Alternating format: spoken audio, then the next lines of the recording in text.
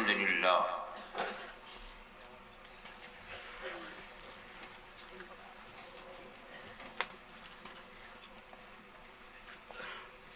الحمد لله الذي يبدع الأفلاك والأراضين والصلاة والسلام على من كان نبيا وآدم بين الماء والطين وعلى آله وأصحابه أجمعين برحمتك يا أرحم الراحمين. أما بعد، أعوذ بالله من الشيطان الرجيم. بسم الله الرحمن الرحيم. قد أفلح من تزكى وذكر اسم ربه فصلى. سبحان الله مولانا العظيم وصدق رسوله النبي الكريم ونحن على ذلك لمن الشاهدين والشاكرين والحمد لله رب العالمين. بارك الله لنا ولكم في القرآن العظيم ونفعنا إياكم بالآيات والذكر الحكيم إنه تعالى جواد كريم الملك البر الرؤوف الرحيم.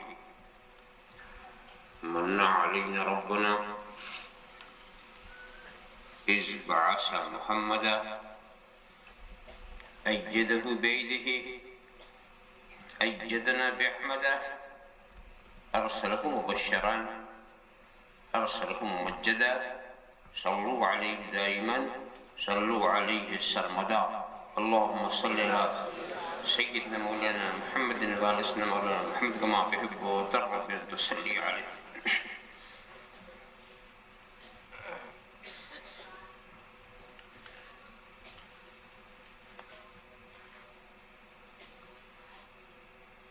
جلوہ کیجئے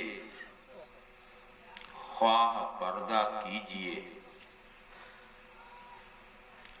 جلوہ کیجئے خواہ پردہ کیجئے، مجھ کو اپنے ساتھ رکھا کیجئے. سبحان اللہ. جلوہ کیجئے خواہ پردہ کیجئے، مجھ کو اپنے پاس رکھا کیجئے. ان کو لانا ہو تو ایسا کیجئے، ان کو لانا ہو تو ایسا کیجئے، کعبہ دل کو مدینہ کیجئے. ان کو لانا ہو تو ایسا کیجئے، کعبہ دل کو مدینہ کیجئے. پھر مسیحائی کا دعویٰ کیجئے، پھر مسیحائی کا دعویٰ کیجئے، اپنے ماروں کو تو زندہ کیجئے، اپنے ماروں کو تو زندہ کیجئے. پھر مسیحائی کا دعویٰ کیجئے، اپنے ماروں کو تو زندہ کیجئے. گتھیاں تقوی کی سب کھل جائیں گی، گتھیاں تقوی کی سب کھل جائیں گی، ان کے رندوں سے نہ الجھا کیجئے. گتھیاں تقوی کی سب کھل جائیں گی، گتھیاں تقوی کی سب کھل جائیں گی، ان کے رندوں سے نہ الجھا کیجئے. باد سید ہاتھ مل کر کہہ پڑے، باد سید ہاتھ مل کر کہہ پڑے، کیا نہ کیجئے ہائے اب کیا کیجئے، کیا نہ کیجئے ہائے اب کیا کیجئے. نہ حسن ماں نہ خورشید کے جمال میں ہے، نہ حسن ماں نہ خورشید کے جمال میں ہے، جو بات میرے نبی آپ کے بلال میں ہے، جو بات میرے نبی آپ کے بلال میں ہے. جواب سلم طلب کی رفاقت جنت، جواب سلم طلب کی رفاقت جنت، کمال ہوش ربیہ تیرے سوال میں ہے، کمال ہوش ربیہ تیرے سوال میں ہے. خدا بھی جس کو رؤوف الرحیم کہتا ہے، خدا بھی جس کو رؤوف الرحیم کہتا ہے، میرا نبی ہے وہی حشر کس خیال میں ہے، میرا نبی ہے وہی حشر کس خیال میں ہے. خدا بھی جس کو رؤوف الرحیم کہتا ہے، میرا نبی ہے وہی، حشر کس خیال میں ہے، خدا کو بھی رہی منظور اس کی خوشنودی، خدا کو بھی رہی منظور اس کی خوشنودی، نہ پوچھ مجھ سے کہ کیا آمینہ کے لال میں ہے، نہ پوچھ مجھ سے کہ کیا آمینہ کے لال میں ہے، نہ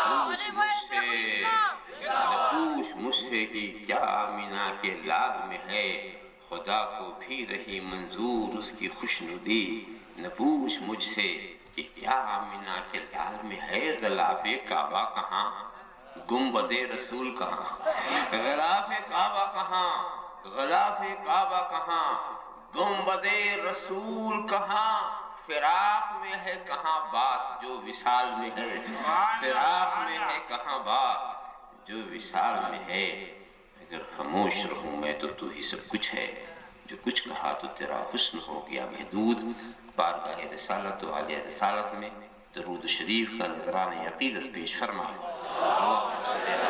سیدنا مولانا محمد وارثنا مولانا محمد کما تحب و ترضى ان تصلي عليه، ایک بار اور ہدیہ صلوات پیش فرما، صلی اللہ علی النبی الأمی وعلیہ صلی اللہ تعالی وسلم، صلاة و سلاما علیک یا رسول اللہ، ایک بار اور ہدیہ درود شریف پیش فرما دے، اللہم صلی علی سیدنا مولانا محمد وارثنا مولانا محمد کما تحب و ترضى بان تصلي علیہ۔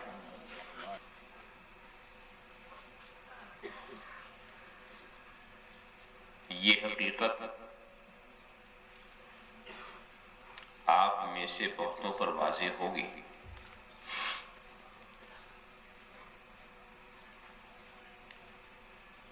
کہ یہ نوع انسان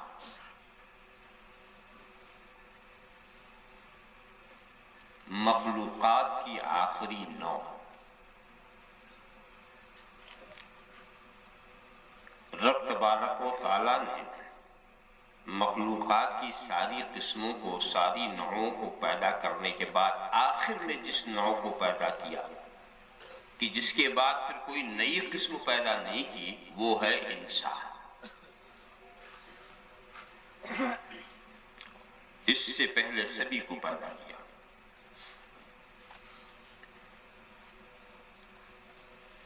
اور یہ خدا کی قدرت کا شاہکار بھی ہے۔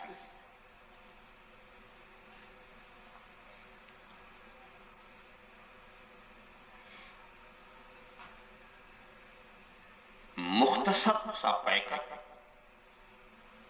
6 فٹ کا مجسمہ، اور اب تو 6 فٹ بھی مشکل سے ملتے ہیں، مگر عالم اکبر، عالم کثیر کو اپنے اندر لیے ہوئے،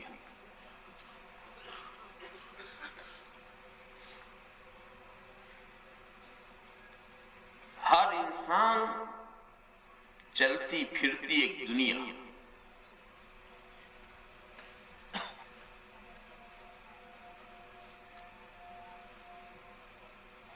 اور بے پناہ یہ اختلاف پسند ہے۔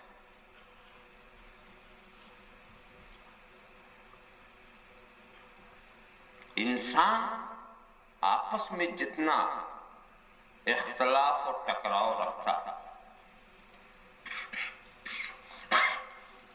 وہ دوسری قسموں میں آپ کو نہیں ملے گا، جنوں کے سوا وہ بھی ٹکراؤ رکھتے ہیں، مگر میں تو اس وقت انسان کے ٹکراؤ کی بات کر رہا ہوں۔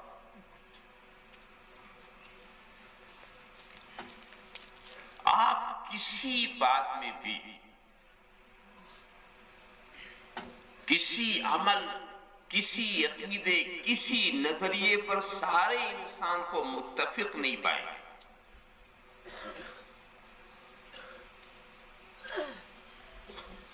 اور عقیدہ اور نظریہ تو رہنے دیجئے، نمک کی کنکری پر بھی متفق نہیں،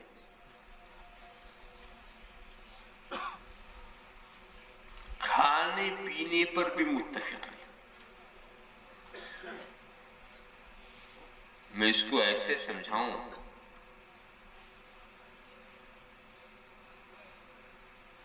کہ رب تبارک و تعالیٰ نے یہ دوسری مخلوقات جنہیں آپ جانور کے نام سے یاد کرتے ہیں،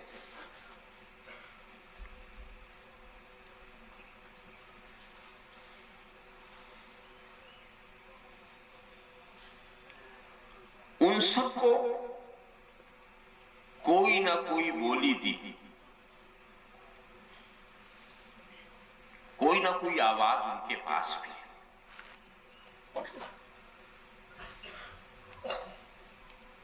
مگر آپ جس جانور کو لیں، پورے دنیا کے جانوروں کی آواز ایک ہی،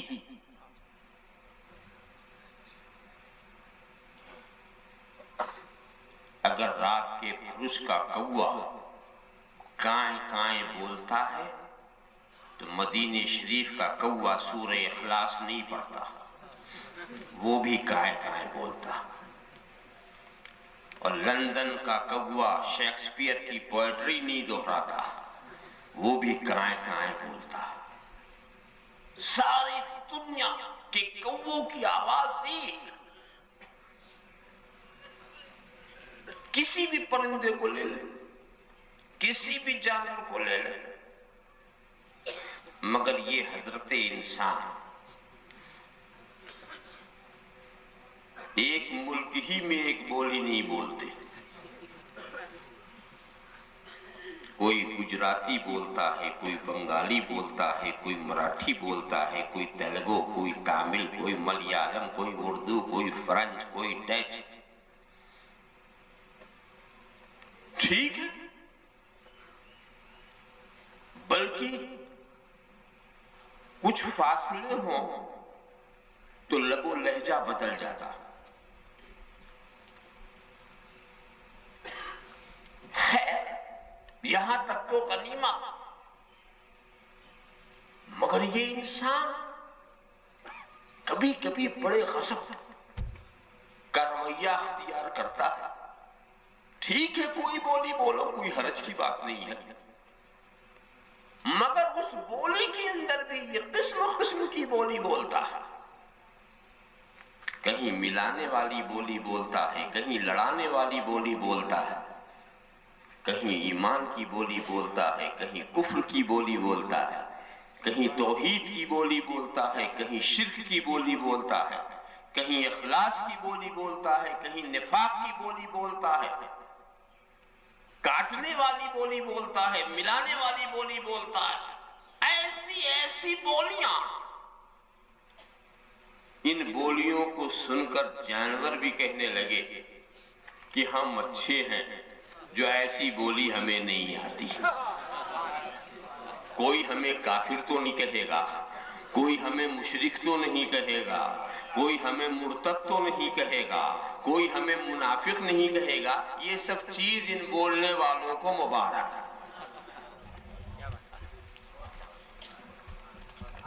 ایسی بولی کہ جانور بھی مذاق ہوا، ایسی بولی کہ جانور بھی خدا کا شکر ادا کرے کہ ہمیں ایسی بولی نہیں آتی۔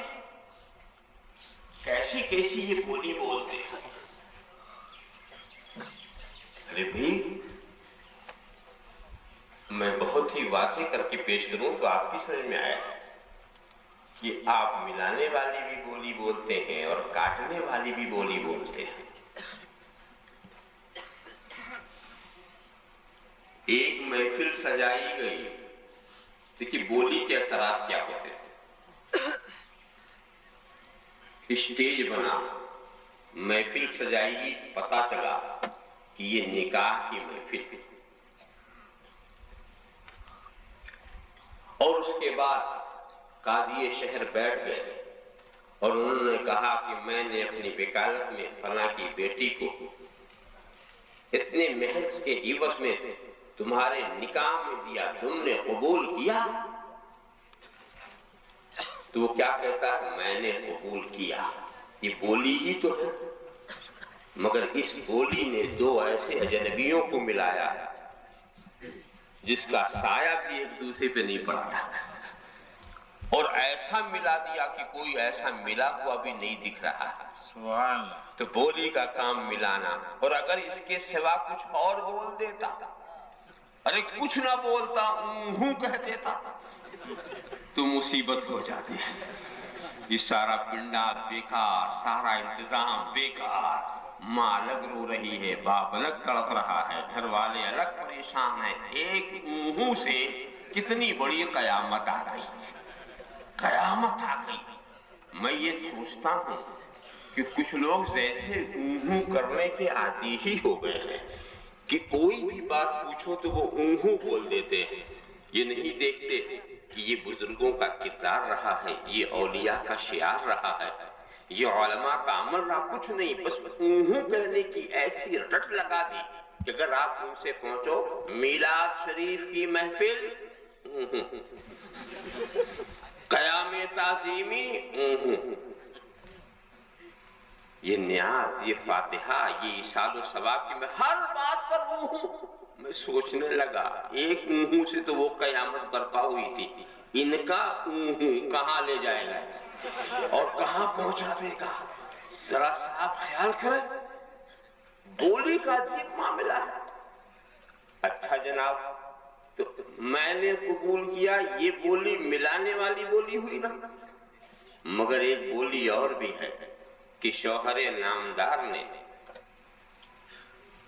کوئی کام کا کم کچھ نہیں تو پانی مانگا ہوگا, بیوی نے لانے میں دیر کر دی, طیش آ گیا, غصہ آ گیا, میں نے تجھے طلاق دیا. یہ طلاق کا لفظ بھی کوئی ایٹم بم نہیں ہے, یہ بھی بولی ہے, یہ بھی بولی ہے. تو پہلی والی بولی نے ملایا تھا, اس بولی نے کاٹ دیا. تو بولی کا کام ملانا بھی ہے, بولی کا کام کاٹنا بھی ہے. تو بولنے والوں, بولنا ہے تو پہلے سمجھ لو کہ ملانے والی بولی کون ہے, کاٹنے والی بولی کون ہے. ان بولیوں کی معرفت ہونی چاہیے کہ وہ کون سی بولی ہے جو ملاتی ہے, وہ کون سی بولی ہے جو کاٹ دیتی ہے. اچھا, لطف کی بات یہ ہے کہ طلاق دے کر لوگ آ کر ہمارے علماء کو حیران و پریشان کرتے ہیں اور مفتی صاحب کو حیران کرتے ہیں. اے مفتی صاحب, میں نے غصے میں دیا تھا, میں نے غصے میں دیا تھا. تو مفتی صاحب بھی پوچھتے ہیں محبت میں کون دیتا ہے, یہ کام ہی غصے کا.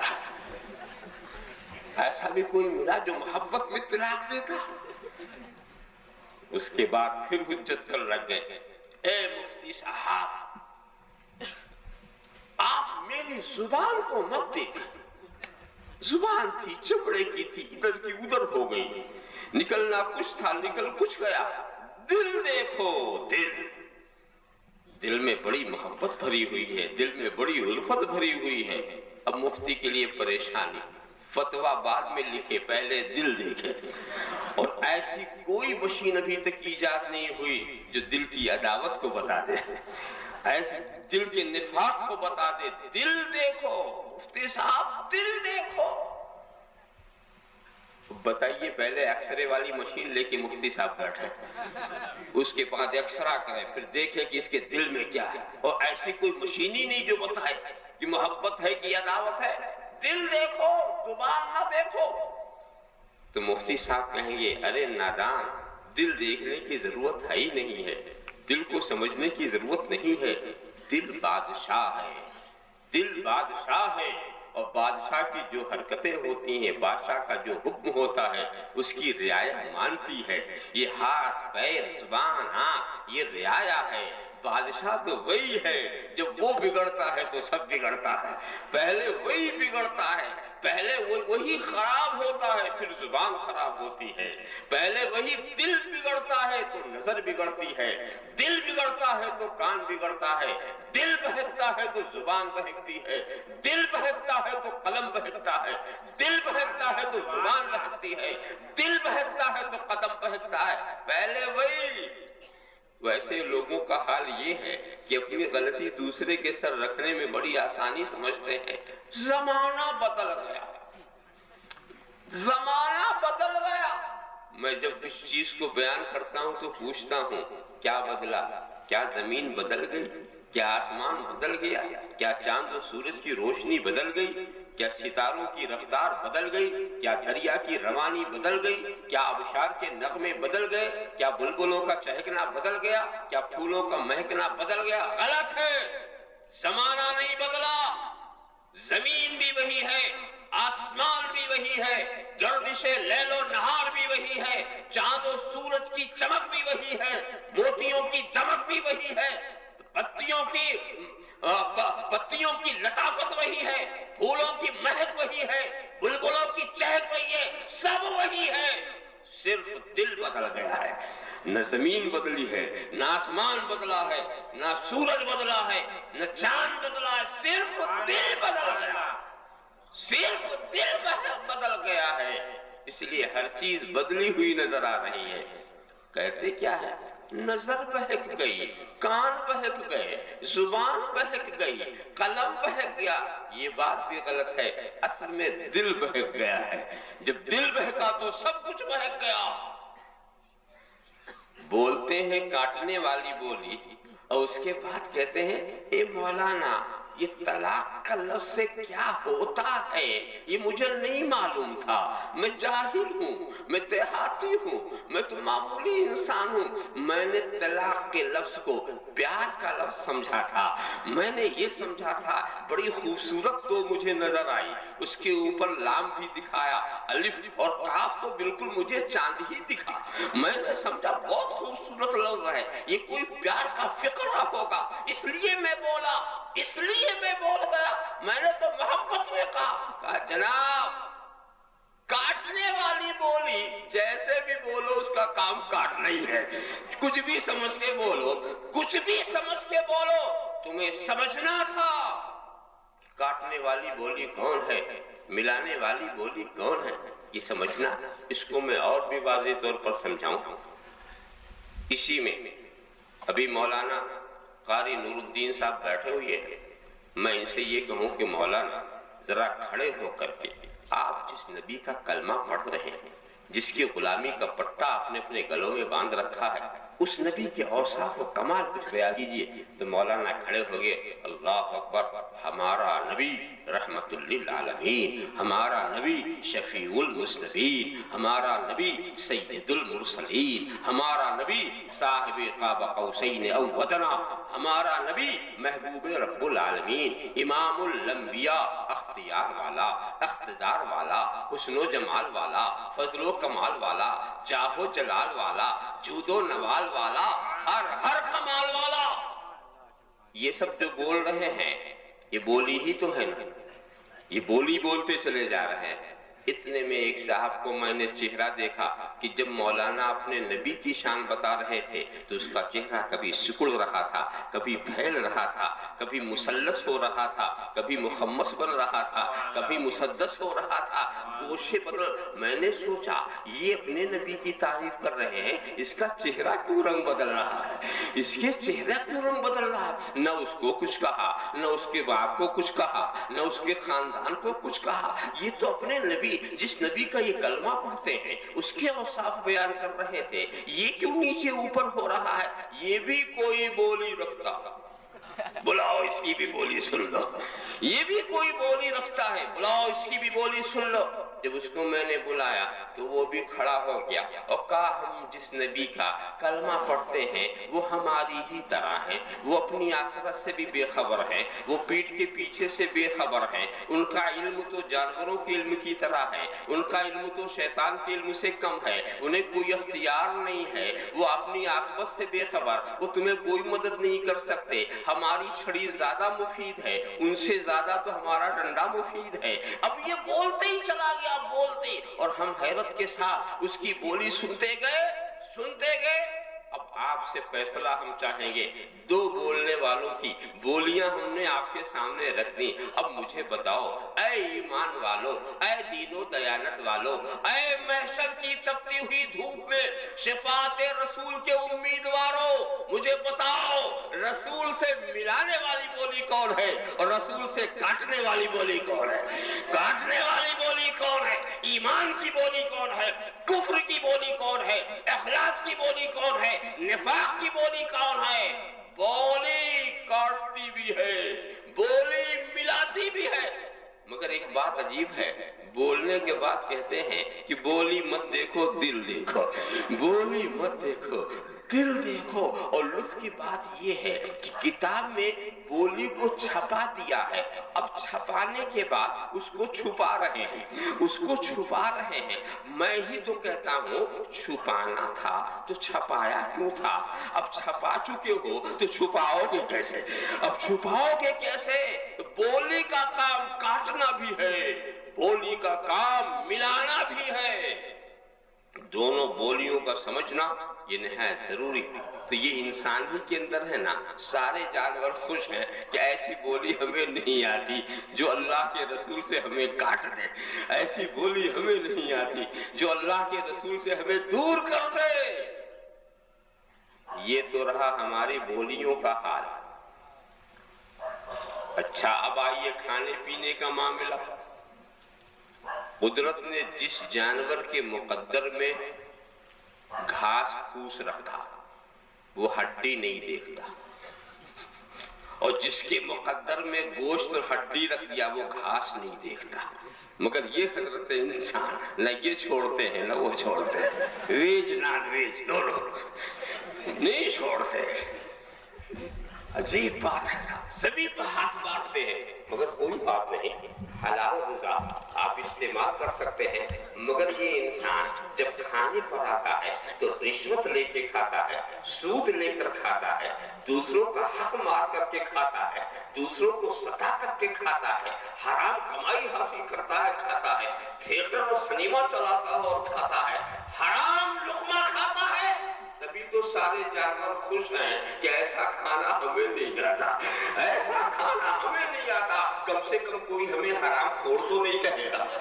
किसी जानवर को आज तक हराम खोर नहीं कहा गया। हराम खोर बनता है तो यही दो टांग का जानवर, यही दो टांग का इंसान। देखा आपने, इस मामले में भी आपका खाना पीना भी अजीब हो गरीब है, आपका खाना पीना भी। और एक बात और हम बता दें, मजाक भी अलग अलग है, मजाक भी अलग अलग है। जिधर जाओ नया नया तरीका। आप हमारे इलाके में चले जाएं, वहां रोटी और चावल का इस्तेमाल बराबर पाएंगे आप। अगर एक वक्त लोग रोटी खाते हैं तो दूसरे वक्त चावल जरूर खाएंगे, नहीं तो दोनों साथ साथ। और अगर उधर उसके पूरब आप चले जाए तो रोटी कब होती जाती है, चावल बढ़ता जाता है, और बंगाल पहुंचते पहुंचते रोटी खाए, चावल ही चावल, चावल ही चावल। और उसके बाद आप हमारे पश्चिम की तरफ चले तो रोटी बढ़ती जाती है, चावल कम होता जाता है, और पंजाब पहुंचते पहुंचते चावल खाए, रोटी रोटी की हुकूमत, रोटी रोटी की हुकूमत। अच्छा, ऐसे ही जनाबे वाला आप चले जाए मद्रास में तो वहाँ सालन में खट्टा इतना डालते हैं, उसको इतना खट्टा बना लेते हैं कि आप खाएंगे तो समझ न पाएंगे कि आप गोश्त खा रहे हैं या अचार खा रहे हैं, गोश्त खा रहे हैं कि अचार खा रहे हैं। और चले जाइए जनाबे वाला आप हैदराबाद में तो इतना मिर्चा उसके अंदर सुर्ख सुर्ख कि वो सालन भी सुर्ख निगाहों से खाने वाले को देखता है कि हिम्मत करके आ रहा, हिम्मत करके आना। सुर्ख सुर्ख प्यालों के अंदर सुर्ख निगाहें उसकी। और अगर आप खा ले तो वो भी खाते ही है, बनाते ही है खाने के लिए। तो होता क्या है कि आंखों से आंसू निकलता है, आंखों से आंसू निकलता है, यानी खाना भी जा रहा है, रोना भी आ रहा है, गलतियां भी माफ हो रही हैं, तौबा भी कबूल हो रही है। रासा ख्याल करते चले जाएं कि उनका शौक यही है, पसंद वही है। और आपके गुजरात की कढ़ी खिचड़ी तो यूं ही मशहूर है, उसके कुछ कहने की बात ही नहीं है। तो किसी चीज में भी आपको इत्तेफाक है ही नहीं। खाने पीने के मामले में भी हर एक का दस्तरखान निराला है। देखा आपने ये हजरत इंसान को। अच्छा, चलिए पहनने का मामला देख लीजिए। यहीं पर देखिए जितने लोग आए हैं सबका लिबास अलग अलग है, एक तरह की टोपी तक नहीं, टोपियों की बनावट और साख भी अलग अलग। कैसे कैसे लोग कपड़े पहनते हैं, कैसे कैसे कपड़े पहनते हैं। हालांकि देखो, खुदा ने जिस जानवर को जो कपड़ा पहना दिया वो दूसरे कपड़े की ख्वाहिश भी नहीं करता। आज तक कौवे ने ये दुआ नहीं की कि अल्लाह मेरा लिबास मोर का बना दे, कौवे ने नहीं। کبھی مور کی خواہش نہیں پیدا ہوئی اور نہ اس کے پرواز میں کمی آئی، نہ احساس کمتری کہ میں ہم کالے کیوں. کوے کو اس کا بھی احساس نہیں کہ ہم کالے کیوں، مور اتنا حسین کیوں، کبھی نہیں اس نے خواہش ظاہر کی. اور نہ مور نے کبھی کسی لباس والے کو ذلیل نظر سے دیکھا کہ کوے کو دیکھے تو اس کو ذلت کی نظر سے دیکھے. نہیں، جو قدرت نے پہنا دیا اسی پر وہ صابر و شاکر، اسی پر وہ قانع، اسی پر وہ خوش. مگر حضرت انسان اپنے لباس کا ذرا سا دیکھو، کٹنگ بدلتی رہتی، تراش خراش بدلتی رہتی. اور اب تو کچھ عجیب لوگ بھی پہنے ہوئے نظر آتے ہیں. عجیب لوگ اتنا ٹائٹ پہنتے ہیں، اتنا ٹائٹ کہ آج تک میں سمجھ ہی نہیں سکا کہ انہوں نے سلا کے پہنا ہے یا پہن کے سلایا. پہنا ہوا انسان ننگا دکھتا ہے. ذرا سا آپ دیکھیں، یہ تو پہناوے کا حال ہے، کھانے پینے کا حال ہے اور رہنے سہنے کا حال. آپ دیکھیں خدا نے جس جانور کو رہنے کا جو انداز دیا اس کا پورا خاندان ویسے ہی رہتا ہے. دریا والا دریا میں ہے، جنگل والا جنگل میں ہے، پیڑ والے پیڑ میں ہے. جن کو جیسے گھونسلہ بنانے کا جو شعور ہے وہ اسی طرح کا پورا خاندان ویسے ہی مکان بناتا ہے. مگر یہ حضرت انسان جھوپڑی میں ہے، بلڈنگ میں ہے، لال قلعہ میں ہے، شیش محل کے ایوانوں میں ہے، ہر ایک کے مکان الگ الگ. اسی پر جانوروں کو بڑی حیرت ہے کہ یہ انسان اخوت و مروت کا دعوے دار، یہ انسان انسانیت کا علمبردار، اور اس کا حال یہ ہے کہ خود اچھی بلڈنگوں میں رہتا ہے اور اس کا بھائی فٹ پاتھ پہ پڑا ہوا ہے، ایڑیاں رگڑ رہا ہے. اور آؤ دیکھو ہماری اخوت کہ ہم جیسے رہتے ہیں سارا خاندان ویسے ہی رہتا ہے. یہ نہیں کہ کوئی بلڈنگ میں رہے، کوئی فٹ پاتھ پر رہے. تو دوست مگر ایک بات اور ہے، اس پر بھی کوئی حرج کی بات نہیں کہ خدا نے اگر تمہیں دیا ہے تو تم شکرانے نعمت کے طور پر کچھ بھی کر سکتے ہو. مگر یہ انسان اپنی بلڈنگیں جو بناتا ہے تو کیسے کیسے دھندے کرتا ہے، پھر بلڈنگ بناتا ہے، کیسے کیسے حالات پیدا کرتا ہے، کیسے کیسے. ذرا سا اس پر تو مجھے ایک لطیفہ یاد آ گیا. آج کل بلڈنگوں کے اوپر جگہ جگہ آپ نے یہ لکھا ہوا دیکھا، ھذا من فضل ربی، لکھا ملتا ہے ھذا من فضل ربی، یہ میرے رب کا فضل ہے. جو صحیح طور پر کما کے بناتے ہیں وہ بھی ایسے ہی کرتے ہیں، اور جو سٹے والے سے لاتے ہیں وہ بھی ایسے ہی لکھتے ہیں، جو جوا کھیل کر کے بناتے ہیں وہ بھی ایسے لکھتے ہیں، حرام کی کمائی والے بھی ایسے ہی لکھتے ہیں. ھذا من فضل ربی، یہ میرے رب کا فضل ہے.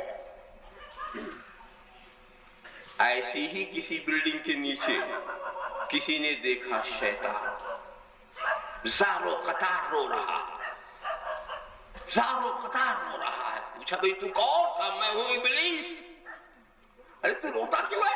ارے صاحب بہت رونے کی بات ہے، بہت رونے کی بات ہے. یہ رونے کا مقام نہیں تو اور کیا. کہا دیکھو یہ شخص جوا کھیلنا میں نے سکھایا، سٹے کا فن میں نے سکھایا، حرام کمائی کا طریقہ میں نے بتایا، اور پھر اسی راستے سے میں نے اس کو کروڑ پتی بنایا، اور پھر اسی راستے سے اس نے بلڈنگ بنائی. اس پر میرا نام لکھنا تھا، یہ لکھتا ہے ھذا من فضل ربی، لکھنا تھا میرا نام، لکھ دیا کہ یہ رونے کا مقام نہیں تو اور کیا. محنت میں کروں، نام کسی اور کا ہو. اللہم صلی علی سیدنا مولانا محمد کما تحب و ترضی بان تصلی علیہ. تو یہ حال ہے انسان کا. تو جانور بھی خوش ہے کہ ایسے کردار سے ہم ملوث نہیں ہیں. یہی بہت بڑی بات ہے. میں دکھانا یہ چاہتا تھا کہ انسان ہر معاملے میں اختلاف پسند ہے. یہ تو چھوٹی چھوٹی باتیں ہیں. اگر آپ انسان سے پوچھو زمین کیا ہے تو کچھ انسان بتائیں گے یہ ٹھہری ہوئی ہے، کچھ انسان بتائیں گے یہ چکر کاٹ رہی ہے، کچھ انسان کہتے ہیں کہ سورج ٹھہرا ہے، زمین اس کا چکر لگا رہی ہے. کچھ انسان یہ کہیں گے زمین ٹھہری ہے، سورج اس کا چکر لگا رہا. کچھ کہتے ہیں آسمان موجود ہے، کچھ کہتے ہیں آسمان حد نظر کا نام ہے، کچھ کہتے ہیں روح جسم کے اندر ہے، کچھ کہتے ہیں روح جسم کے باہر ہے، کچھ کہتے ہیں انسان کی حقیقت حیوان ناطق ہے، کچھ کہتے ہیں ان کی حقیقت حیوان متبدل ہے، کچھ کہتے ہیں اس کی حقیقت حیوان ناقل ہے. ایک بات تو سب کہتے ہی نہیں، ہے اختلاف پسند. مگر ایک بات بتاؤں، اتنا اختلاف پسند انسان بھی ایک بات پر متفق، بات بات پر لڑنے والا. ایک بات اور ایک خواہش اس کی ایسی ہے کہ سب متفق، وہاں کوئی لڑائی نہیں. وہ بات کیا ہے؟ ہم کو مرنا ہے. کسی کو اختلاف، چاہے یہودی ہو، چاہے مجوسی ہو، چاہے عیسائی ہو، کوئی بھی ہو، مرنا ہے. اسی پہ سب آ کے متفق ہو گئے کہ نہیں؟ اور پھر مرنے کے بعد کیا ہوگا؟ پھر اختلاف شروع. ایک چوراہے پر آئے ملے، راستے دو آتے ہیں تو چوراہے میں ملتے ہیں پھر الگ ہو جاتے ہیں. ایک نقطہ ملنے کا تھا، اس کے بعد پھر راستے الگ الگ ہو گئے. ہم کو مرنا تو اس پہ سب متفق. اب مرنے کے بعد کیا ہوگا؟ پھر شروع. اور ایک دوسری خواہش ہے جس میں سب متفق ہیں. کیا؟ ہمیں عزت چاہیے، کامیابی چاہیے. ہے کوئی انسان جو عزت نہ چاہتا؟ ہے کوئی انسان جو کامیابی نہ چاہتا؟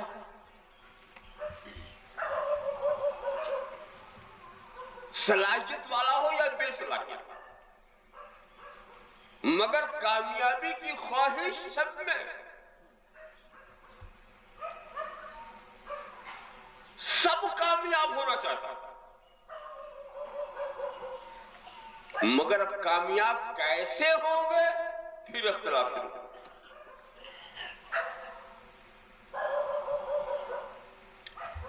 کسی نے سوچا کہ ہم وقت کے بہت بڑے رئیس ہو جائیں گے تو کامیاب ہوں گے. کسی نے سوچا ہم حاکم وقت ہو جائیں گے تو کامیاب ہوں گے.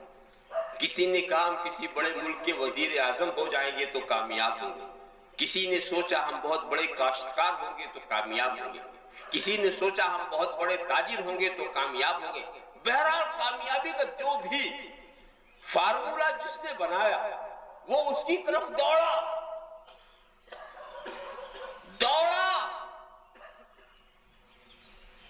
مگر تجربہ یہ بتاتا ہے کہ ہر دوڑنے والا ناکام رہا. سکندر سے لمبی دوڑ کیوں لگا سکتا؟ آدھی دنیا کا فتح کرنے والا سکندر اب بھی اپنے کو ناکام سمجھ رہا ہے. اور کیا حسرت ناک اس کی وصیت ہے کہ جب میں مروں تو میرے ہاتھ کو تابوت سے باہر کر دینا تاکہ دنیا دیکھے کہ آدھی دنیا کا فتح کرنے والا سکندر خالی ہاتھ جا رہا. دولت نے کامیاب نہیں کیا، بلکہ ہم تو یہ دیکھتے ہیں کہ جتنی دولت بڑھتی جاتی ہے اتنی ہی بے چینی بڑھتی جاتی ہے، اتنی ہی بے قراری بڑھتی جاتی ہے. وہ کوئی کامیابی ہے جو آپ کا سکون چھین لے؟ وہ کوئی کامیابی ہے جس کا آپ کا اطمینان غارت ہو جائے؟ کامیابی وہی ہے جہاں پہنچو تو سکون مل جائے، جہاں پہنچو تو اطمینان مل جائے، جہاں پہنچو تو قرار مل جائے. سبحان اللہ. کامیابی تو اسی کو کہیں گے، اور اسی قرار و اطمینان کے لیے دنیا تگ و دو کر رہی ہے. کیسی کیسی کوششیں ہو رہی ہیں. چاند پر دستک دیا جا رہا ہے، چاند پر دستک دی جا رہی ہے، مریخ پر کمندیں ڈالی جا رہی ہیں، سورج کی شعاعوں کی تسخیر کی جا رہی ہے، ایٹمی تجربات ہو رہے ہیں، ریڈیائی اکتشافات ہو رہے ہیں، سائنسی ترقیاں کامیابی کو تلاش کر رہی ہیں، مگر کامیابی نہیں مل رہی ہے، سکون نہیں مل رہا ہے، بے چینی، اضطراب کا عالم۔ اس حساب سے تو دیکھو، وہ فقیر جس کے مقدر میں رات کی 2 ہی روٹی لکھی ہوئی ہے وہ زیادہ مطمئن ہے اس رئیس سے جو کافی تجوریاں بھر کے رکھے ہوئے ہیں۔ آپ دیکھیں 2 روٹی کھا کے جس اطمینان سے وہ سویا، کیا کسی ملک کے وزیر اعظم کو وہ نیند ملے گی؟ کیا کسی ملک کے صدر کو وہ نیند ملے گی؟ کیا کسی ملک کے بادشاہ کو وہ نیند مل سکتی ہے جو اس فقیر کو ملی؟ سکون، اطمینان۔ اس کے سکون کا تو عالم یہ کہ جب ایک فقیر کے گھر میں چور آیا، رات کو آنکھ کھلی تو اس نے کہا بھائی یہاں تو مجھے دن میں کچھ نہیں ملتا، تجھے رات میں کیا ملے گا جو میرے گھر کی تلاشی لے رہا؟ کیا سکون، کیا اطمینان، کیا چین! دیکھا آپ نے، چین اور سکون کی تلاش میں کچھ احمق لوگ چاند پر بھی پہنچنے کی کوشش کی۔ میں اس چکر میں نہیں پڑتا اور نہ اس بحث میں پڑتا کہ پہنچے کہ نہیں پہنچے۔ اتنی بات میں جانتا ہوں کہ جو لوگ کہتے ہیں پہنچے وہ کون لوگ ہیں؟ یہودی، عیسائی، یہی لوگ تو کہتے ہیں۔ اچھا، اب یہی یہودی عیسائی آ کر کہیں اے مسلمانوں عید کا چاند ہو گیا، کیا ان کے کہنے سے عید کرو گے؟ مان لو گے؟ تو جن کے کہنے سے ہم چاند کا دیکھنا نہیں مانتے، ان کے کہنے سے پہنچنا کہاں سے مان لیں گے؟ کیا ضرور ہے؟ جو آسان بات ہے وہ تو مانتے نہیں ان کے کہنے سے، تو ان کے مگر ان کہنے والوں کی بات سن لو کہ ہم پہنچ گئے پہنچ گئے پہنچ گئے۔ اچھا پہنچ گئے تو کیا تیر مارا؟ پہنچ گئے تو کیا کیا؟ چاند پر پہنچے تو اس بے چین دنیا کے لیے کیا لائے؟ اس بے قرار دنیا کے لیے کیا لائے؟ اس مضطرب دنیا کے لیے کیا لائے؟ اس تڑپتی ہوئی دنیا کے لیے کیا لائے؟ اربوں خربوں ڈالر خرچ کر کے لائے کیا؟ چین لے آئے، سکون لے آئے، قرار لے آئے، اطمینان لے آئے؟ تو جواب دیتے ہیں خاک لائے، وہاں سے خاک لائے۔ بے وقوف ہو، ہماری دھرتی پر پتھروں کی کیا کمی تھی جو بوجھ اور بڑھا دیا؟ گئے تھے اربوں خربوں ڈالر خرچ کر کے پتھر لانے، خاک لانے۔ اور میرا تو دل یہ کہتا ہے، اس مقام پر میں یہ بات ضرور کہہ دیتا ہوں، جب یہ چاند کی طرف جا رہے تھے اپنی عزت لینے کے لیے، اطمینان و سکون لینے کے لیے، برتری کا احساس لینے کے لیے، تو چاند بھی دیکھ کر کے مسکراتا ہوگا کہ یہ دنیا کے احمق آ رہے ہیں، یہ دنیا کے بے وقوف آ رہے ہیں۔ ارے نادان، اطمینان لینا ہے، سکون لینا ہے، قرار لینا ہے، یہاں کیا آتا ہے؟ ادھر جا، جس کے اشارے سے میں بھی ٹکڑے ہو گیا تھا۔ اطمینان وہاں ملے گا، سکون وہاں ملے گا، قرار وہاں ملے گا۔ تکبیر!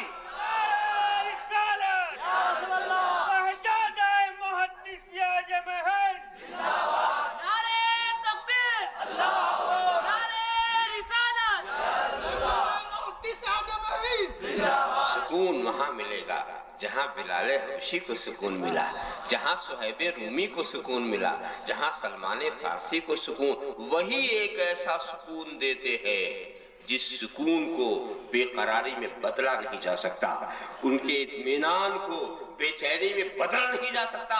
رسول کا دیا ہوا سکون اتنا مستحکم ہوتا ہے کہ میدان کربلا بھی آئے تو اس سکون میں فرق نہیں آتا، اس قرار میں فرق نہیں آتا، اس چین میں فرق نہیں آتا جو گنبد خضرا سے چھن کے ملا ہے، جو رسول کے چہرے مبارک سے ملا ہے۔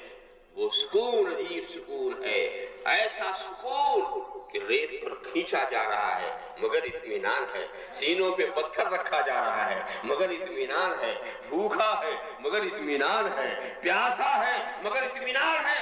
رسول کا دیا ہوا سکون نہیں جاتا۔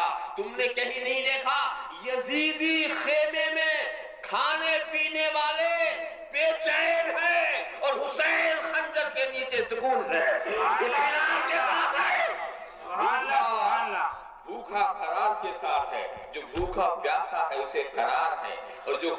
कहते हैं वो बेचैन है। तख्त पर बैठने वाला यजीद बेचैन है, खंजर के नीचे लेटने वाला हुसैन पुरसुकून है, मुतमईन है।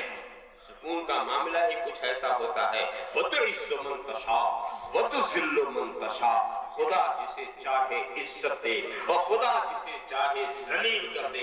खुदा जिसे जलील करे उसे कोई इज्जत नहीं दे सकता, और खुदा जिसे इज्जत दे उसे कोई जलील नहीं कर सकता। याद वतुइस्सु मन तशा वतुज़िल्लु मन तशा।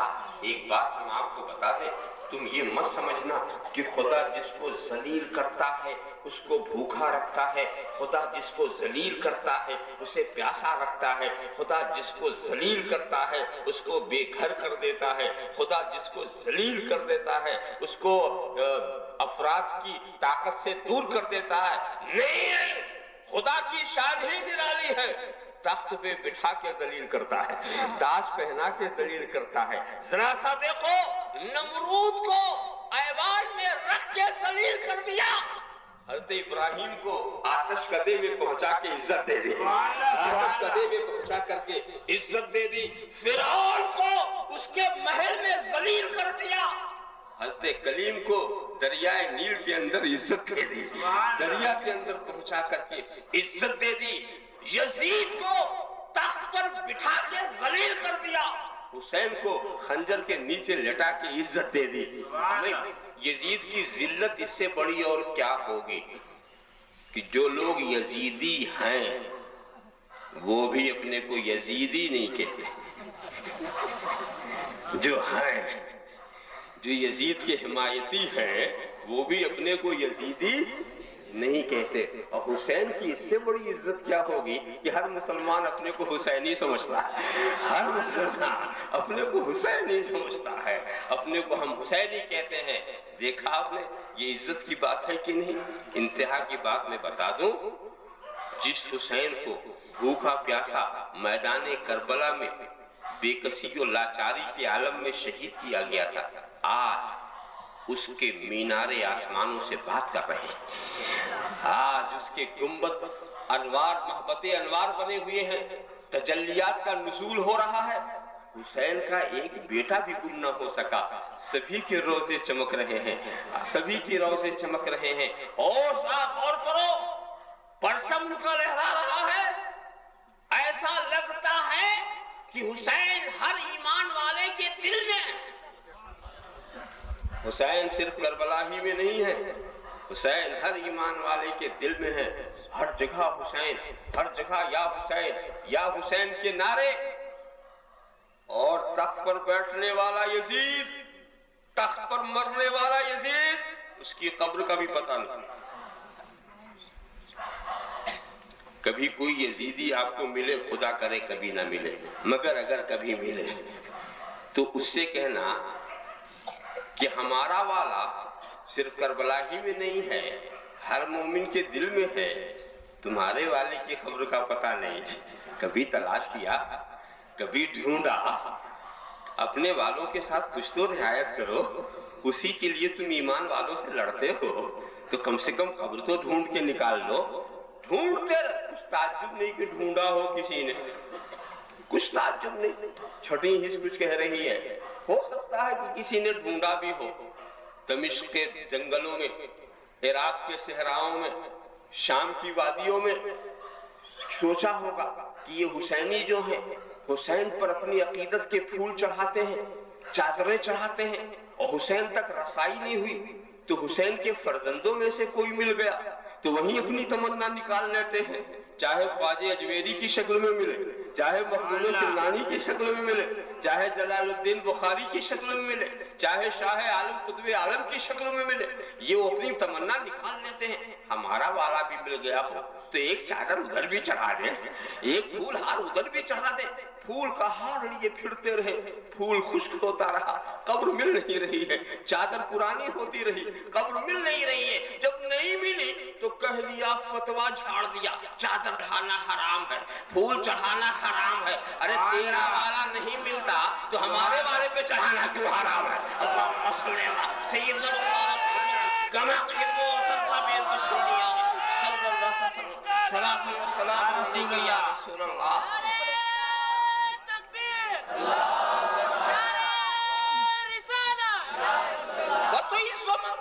وَتُذِلُّ مَن تَشَاءُ، ایسا.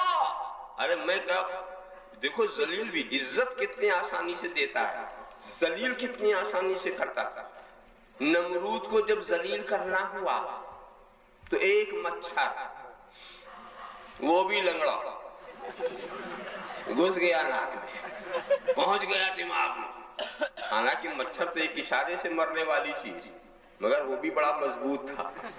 وہ عذاب الہی ہے جو مچھر کی شکل میں پہنچ گیا دماغ میں. اور جب کاٹتا تھا تو اس کا علاج کیا تھا؟ اس کے سر پر جوتے مارتے تھے. جب جوتے لگتے تھے تو وہ لنگڑا نہیں کاٹتا تھا، جہاں جوتا لگنا ختم ہوا وہیں کاٹنا شروع ہو گیا. اسی میں وہ ہلاک ہو گیا. اچھا لطف کی بات ہے، کتنی ذلت کی بات. جو لوگ پوجتے تھے وہی جوتے مارتے تھے. جو لوگ اسے پوجتے تھے، ایسی ذلت عجیب و غریب و نرالی ذلت. اور وہاں سے ایک نسخہ بھی مل گیا کہ اگر کسی کے دماغ میں اس طرح کے کیڑے گھس جائیں تو ایک پرانا علاج ہے. اللہم صلی علی سیدنا مولانا محمد کما تحب و ترضی ان تصلی علیہ. مچھر ابرہہ کے ہاتھی، موٹے موٹے ہاتھی آئے، ان کو جب خدا ذلیل کرنا چاہا تو ہاتھیوں کے مقابلے میں اونٹوں کو نہیں بھیجا کہ ادھر سے ہاتھی تو ادھر سے اونٹ چلے، ادھر سے ہاتھی آیا ہے تو کوئی سیمرغ چلے، نہیں کوئی اس سے بڑا کوئی جانور چلے، نہیں ادھر سے ہاتھی ادھر سے چھوٹے چھوٹے پرندے ابابیل، اور ان کے منہ میں کنکری، چھوٹی چھوٹی کنکری. ذرا سا دیکھو، سب سے پہلی ہوائی لڑائی یہی تھی.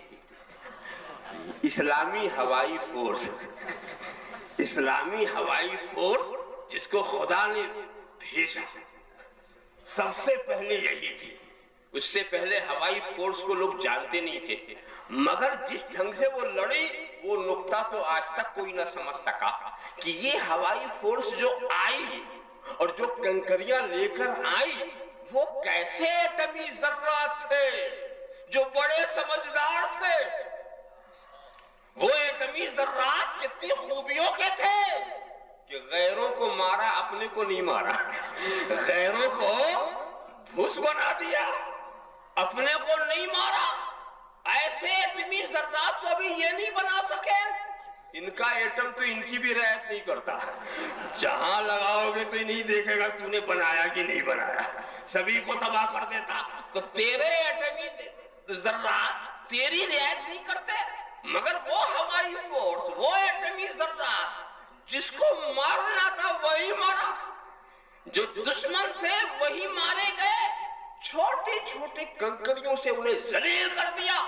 اور سنو، جب اپنے محبوب کو بچانا ہوا، غار سور میں پہنچایا تو ایسا نہیں کہ پتھر کے اوپر کوئی پتھر رکھ دیتا، پتھر کے سامنے کوئی قلعہ بنا دیتا، پتھر کو کسی پتھروں سے ٹھگ دیتا. بچایا تو مکڑی کے جالے سے بچایا، کبوتر کے انڈوں سے بچایا، بچایا تو مکڑی کے جالے سے بچایا. وَتُعِزُّ مَن تَشَاءُ وَتُذِلُّ مَن تَشَاءُ. جسے چاہے وہ ذلیل کر دے اور جسے چاہے وہ عزت دے دے. اب آپ سوچیں گے وہ ذلت کیسے دیتا ہے، وہ عزت کیسے دیتا ہے؟ تو وہ میں بتانا چاہتا ہوں. خدا جب کسی کو ذلیل کرنا چاہتا ہے تو ذلت کے اسباب کے قریب کر دیتا ہے، اور جب کسی کو عزت دینا چاہتا ہے تو عزت دینے والے اسباب کے قریب کر دیتا ہے. اب عزت دینے والے اسباب کون ہیں؟ تو جس کو خدا عزت دیتا ہے اس کو اپنے محبوب کے قریب کر دیتا ہے، اور جس کو ذلیل کرتا ہے محبوب سے دور کر دیتا ہے. اللہم صلی علی سیدنا مولانا محمد کما تحب و ترضی ان تصلی علیہ وتعز من تشاء وتذل من تشاء. جس کو عزت دینا ہوا اسے محبوب کے قریب کر دیا. تم نے نہیں دیکھا کیسے کیسے قریب کیا؟ قریب ہونے والے بھی ڈھنگ ڈھنگ دیتے تھے. واقعہ بڑا مشہور ہے، واقعہ دگاری مقصود نہیں ہے، اشارہ کرتا چلوں. یہ صفوان ابن امیہ، عمیر ابن وہب، ان دونوں ناموں کو یاد رکھو. بدر کا معرکہ ہو چکا، عمیر کے بیٹے بدر کے اسیروں میں قیدیوں میں ہو کر مدینے جا چکے. عمیر کو اس کا غم. صفوان اور عمیر یہ دونوں حتیم کے پاس کعبہ شریف کے قریب حتیم کے پاس بیٹھ کر باتیں کر رہے. دو کے سوا تیسرا نہیں. عمیر نے کہا اگر میں بال بچے والا نہ ہوتا, اگر میں مقروض نہ ہوتا تو میں جا کر رسول عربی کا کام تمام کر دیتا. صفوان نے کہا ارادہ مت بدلو, تمہارے بچوں کی میں کفالت کروں گا, تمہارے قرض کو میں ادا کروں گا, جاؤ اپنا کام پورا کرو. مگر ابھی یہ بات تیسرے تک پہنچنی نہیں پائی چاہیے. دونوں میں سازش ہوئی. مختصر یہ پہنچے مدینہ, اور جس وقت مدینہ پہنچے وہ وقت ایسا تھا, صبح کا وقت تھا. فاروق اعظم بیٹھے ہوئے انہی انعامات کا ذکر کر رہے تھے جو غزوہ بدر کے موقع پر مسلمانوں پر ہوئیں. عمر ایسے وقت میں پہنچے. فاروق اعظم نے چہرے سے سمجھ لیا کہ ارادے نیک نہیں ہیں, مگر جب سرکار رسالت کو خبر ہوئی عمر کو آنے دو, عمر کو آنے دو. مختصر یہ وہ آئے, اور آتے ہی انہوں نے اس دور کا سلام, صباح الخیر, گڈ مارننگ, صبح بخیر, صبح اچھی ہو, سلام کیا. تو سرکار نے فوراً اصلاح فرمائی, یہ جہالت کا سلام, ہمیں اللہ نے اس سے اچھا سلام دیا ہے. جہالت کا سلام. اکثر و بیشتر میں عرض کرتا ہوں, اور یورپ کی دنیا میں بھی میں نے اس کو سمجھنے کی کوشش کی, مجھے کسی نے سمجھایا نہیں کہ گڈ مارننگ کا مطلب کیا ہے.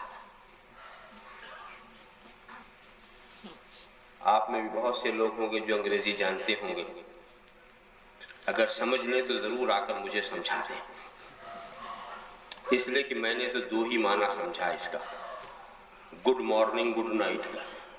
کہ گڈ مارننگ کے معنی یا تو یہ کر لیجئے کہ صبح اچھی ہو, دعائیہ کرنا, یا یہ کر لیجئے کہ صبح اچھی ہے, گڈ مارننگ صبح اچھی ہے, یا تو یہ کر لیجئے یہ گڈ مارننگ صبح اچھی ہو, یہ کر لیجئے.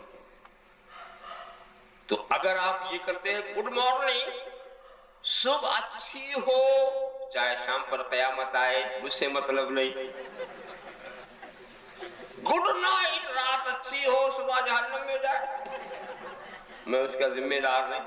ایسا سلام جو دوپہر تک بھی ساتھ نہیں دیتا, ایسا سلام جو دوپہر تک بھی ساتھ نہیں دیتا.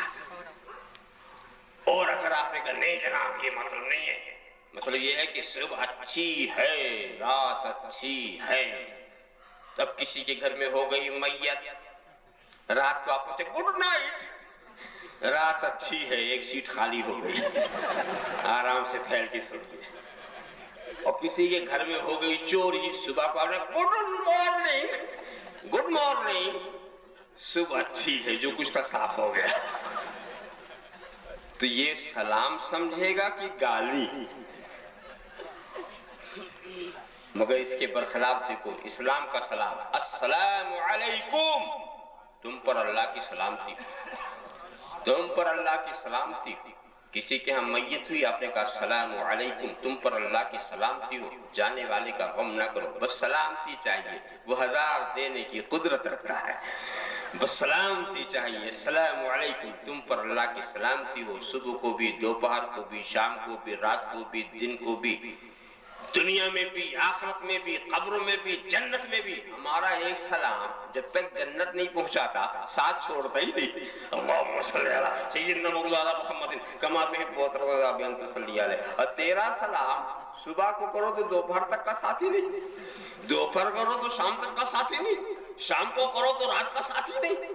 ایسا واقعی یہ جہالت کا سلام. اسی کو کہتے کیا کہتے تھے لوگ, کہتے تھے کہ چراغ کے نیچے اندھیرا ہوتا, کہتے تھے نا چراغ کے نیچے, مگر اب آج کل کے چراغ کے نیچے اندھیرا نہیں ہوتا, چراغ کے اوپر ہوتا. چراغ ہی الٹ گیا نا, بلب نیچے آ گیا. اب نیچے اجالا ہوتا اوپر اندھیرا ہوتا. تو آج کل کا چراغ ہی نیا نیا بنا گیا ہے. وہاں نیچے اجالا اوپر اندھیرا. پہلے کا جو چراغ تھا اس کے نیچے اندھیرا اوپر اجالا. تو تم نے چراغ کی بولی سنی؟ زبان حال کی جو بولی ہے سمجھی کچھ؟ پہلے کا چراغ یہ کہتا تھا کہ نیچے اندھیرا ہو فکر مت کر، اوپر روشن رکھ. اوپر روشن رکھ، آخرت اگر روشن ہے تو کامیاب ہے. دنیا تاریخی اس کی فکر مت کر. مگر آج کا چراغ کیا کہتا ہے؟ ادھر مت دیکھ، ادھر دیکھ. بس جو کچھ ہے یہی ہے. ادھر کی روشنی کا خیال نہ کر، ادھر کی روشنی کا خیال نہ کر. یہ جہالت کی بات نہیں تو اور کیا ہے. اللہم صلی علی سیدنا مولانا محمد کما تحب و ترضى بین تصلی علیہ. سرکار نے رسالت میں پوچھا عمیر کس لیے آئے؟ کس لیے آئے؟ کہا میں اپنے بیٹے کی رہائی کی درخواست لے کر آیا. سچ سچ بولو عمیر کس لیے آئے؟ بس رہائی کی درخواست. کیا تم میں اور صفوان میں حتیم کے پاس یہ معاہدہ نہیں ہوا؟ کیا اس نے تمہارے بچوں کی کفالت نہیں لی؟ کیا اس نے تمہارے قرض کو ادا کرنے کا وعدہ نہیں کیا؟ عمیر تم جس لیے آئے ہو اس میں اور میرے اندر، میرے درمیان خدا کا ارادہ حائل ہے. اتنا سننا تھا کہ عمیر کے ذہن کی دنیا بدل گئی. وہ سوچنے لگے بات ہوئی تھی مکے میں، مدینے والے نے کیسے جانے؟ بات ہوئی تھی 2 میں، اس تیسرے نے کیسے جان لیا؟ اشہد ان لا الہ الا اللہ وحدہ لا شریک لہ واشہد ان محمدا عبدہ ورسولہ. کلمہ پڑھ کر ایمان لے آئے. کلمہ پڑھ کر کے ایمان لائے. رسول نے ہدایت فرمائی اپنے بھائی عمیر کو دین کی باتیں سکھاؤ. اب اس مقام پر ایک بات میں ضرور پوچھتا ہوں، حضرت عمیر کے دل میں کلمہ پڑھنے کی تحریک کیسے پیدا ہوئی؟ کس چیز نے انہیں آمادہ کیا وہ کلمہ پڑھے؟ یہی نا کہ نبی نے غیب کی بات بتا دی. اس غیب تعلیم پر ایمان لاتے ہی کلمہ پڑھا. کیسا زمانہ تھا کہ لوگ پہلے رسول کے علم غیب کو مان کر مسلمان ہوتے تھے، آج انکار کر کے ایمان کا دعویٰ کر رہے ہیں. معاملے الٹ گیا. گنگا الٹی بہ رہی، گنگا الٹی بہ رہی. یہ الٹی بہنے کی بات بھی عجیب ہے. آپ نے سنا ہوگا ایک بڑے میاں کا قصہ. بڑی بھی بڑے میاں، میاں بیوی تھے، دونوں میں بڑی چک چلتی تھی. اور بڑی بھی جو تھی کبھی سیدھی بات کرتی ہی نہیں تھی. بڑے میاں جو کہے اس کا الٹا. وہ کہے روٹی پکاؤ تو وہ چاول پکا دے، کہے چاول پکاؤ تو وہ روٹی پکا دے. جو کہے الٹا. تو بڑے میاں نے بھی سوچا کہ روٹی کھانے کا جی چاہے تو چاول کا آرڈر دے تو روٹی تیار، اور جب چاول کھانے کا جی چاہے تو روٹی. تو یہ الٹی بات چلتی ہی رہی ان کی. ہمیشہ وہ الٹی بات کرتے رہے، الٹی. مگر سوچا یہ الٹی ندی کب تک بہتی رہے گی؟ آخر کچھ تو اس کا علاج ہو، ایسا ہو کہ سانپ بھی مرے لاٹھی بھی نہ ٹوٹے. تو انہوں نے ایک ترکیب یہ نکالی، بیوی کو ڈرایا کہ دیکھو برسات کا موسم ہے، زبردست پانی ہے، دریا بھرا ہوا ہے، اپنے ماں کے گھر جانے کو مت سوچنا، تیری ماں کا گھر دریا کے اس پار پڑ رہا ہے. کہ میں تو آج ہی جاؤں گی. الٹی جانے کا حساب ہی تھا، آج ہی جاؤں گی. اچھا تو خیر تو جا رہی ہے، یہ بھینس جو ہے اس کو چھوڑ جانا. کہ نہیں اس کو تو لے جاؤں گی، یہ میرے باپ نے دیا تھا، میں اس بھینس کو تو نہیں چھوڑنے والی. اب لے کر چلے جناب. اتفاق دیکھو کوئی کشتی تو تھی نہیں. اس نے کیا کیا، بھینس کو دریا میں اتار دیا، خود دم کو پکڑ لیا، اور پھر اسی کے سہارے وہ چلتے چلتے جب بیچ دریا میں پہنچی، بیچ ندی میں پہنچی، تو یہیں سے اس نے شور مچایا، پانی بہت زور پر ہے، تم نہ چھوڑنا، تم نہ چھوڑنا. اتنا کہنا تو اس نے چھوڑ دیا. اسے تو الٹا ہی چلنا تھا. اب اس کے بعد ان کے دل میں خیال آیا کہ بہ کے کہیں لگی ہوگی، مگر دریا ادھر بہتا ہے، یہ تلاش کرنے کے لیے الٹے جا رہے ہیں، ادھر جا رہے ہیں، جانب مخالف جا رہے ہیں.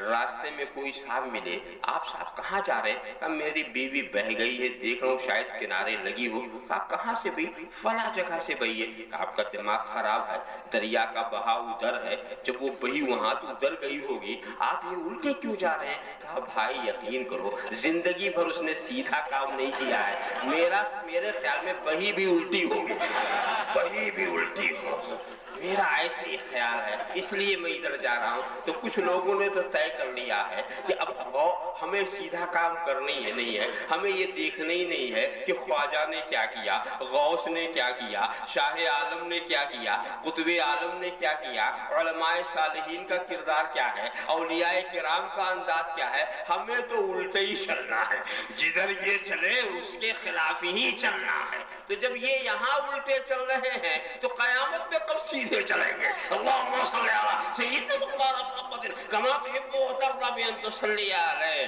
تو یہ بات سمجھنے کی ہے. تو رب تبارک و تعالیٰ نے جب حضرت عمیر کو عزت دینی چاہی تو رسول کے قریب کر دیا. جس کو وہ عزت دینا چاہتا ہے اس کو قریب. حبش کے غلام بلال کو عزت دینی چاہیے تو رسول کے قریب کیا, اور ان کو ایسی عزت ملی, ایسی عزت ملی کہ قریش کے فاروق اعظم نے انہیں اپنا سردار کہہ دیا. قریش کے فاروق اعظم نے انہیں اپنا سردار کہہ دیا. وَتُعِزُّ مَن تَشَاءُ وَتُذِلُّ مَن تَشَاءُ.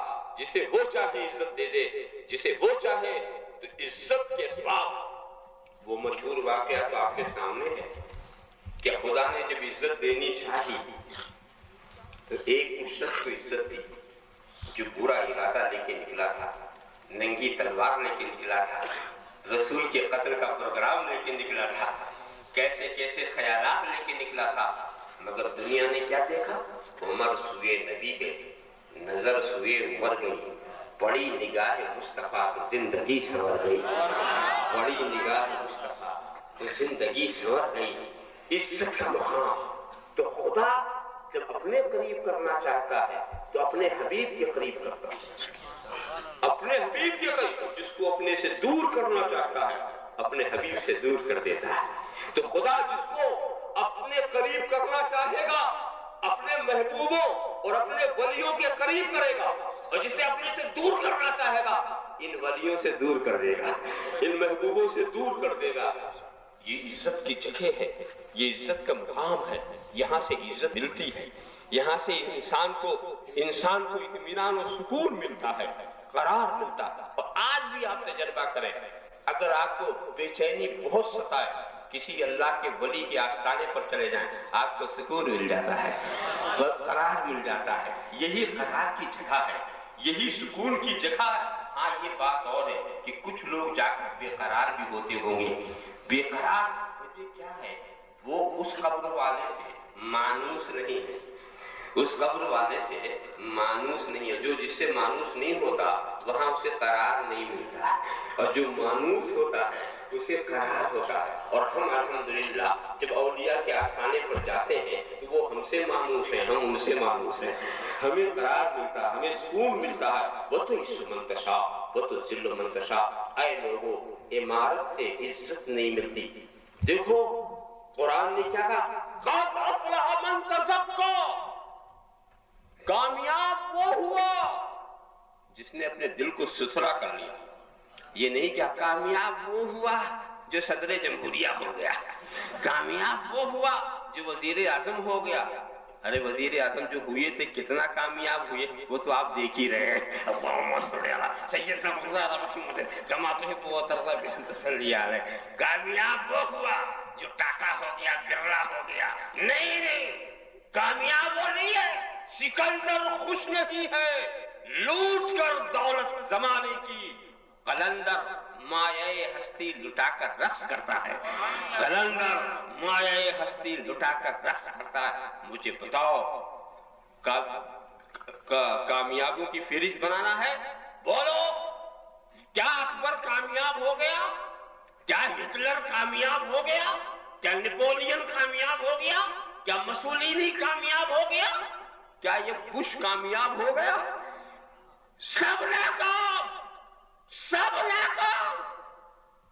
मगर शेख सलीम चिश्ती कामयाब, ख्वाजा अजमेरी कामयाब, कुतुबुद्दीन बख्तियार काकी कामयाब। जो दुनिया के पीछे गए, दुनिया ने उन्हें लात मार दिया, और जो दुनिया से मुंह मोड़ कर भागे, आज तक दुनिया उन्हें नहीं छोड़ रही है। आज तक उनकी बादशाही है, आज तक उनकी शहंशाही है। अरे तुम क्या कामयाब, तुमने तो अपना मुल्क ही बांट लिया है, ये कोई कामयाबी है? तू जिस हिंदुस्तान का रहने वाला है, जिस हिंदुस्तान का वासी है, उसके तो 3 हिस्से अभी तुम्हारी निगाहों के सामने हो गए, कई हिस्से टुकड़े हो गए।